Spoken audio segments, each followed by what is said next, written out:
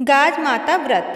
गाज माता की पूजा में एक चकले पर चंदन से गाज देवता बनाए जाते हैं। इसके बाद फिर जितनी गजली थी सभी को रख लेते हैं। एक घड़े में पानी, एक दीपक, एक कटोरा गेहूँ, थोड़ी सी घास वे जितनी गाज ली थी उतनी मीठी पूड़ी बनाकर चकले पर रख लिया जाता है।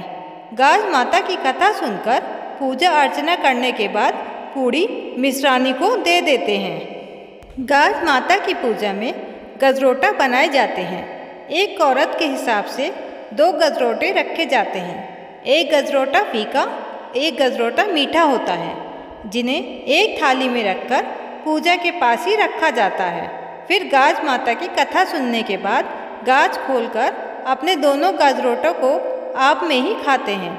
गाज इस तरह से खोलते हैं, दोनों गजरोटों में से छोटे टुकड़े लेकर साड़ी के पल्लू के कोने में रखते हैं।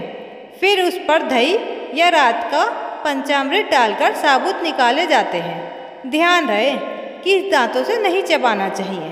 2 बार ऐसा ही करते हैं। निकालने से पहले कहते हैं, गाज खोलूं काहे पर, धन पर, दौलत पर, बच्चों पर, सुहाग पर, ससुराल पर। ऐसे एक दूसरे से मिलकर कहते हैं। इसी को गाज खोलना कहते हैं। कथा और पूजा के बाद खुली हुई गाज को घर के बाहर गोबर के अंदर दबा देते हैं। गेहूँ भी मिश्रानी को दिए जाते हैं। बच्चों की गाज के हिसाब से आटे की मठरी भी बनाई जाती है।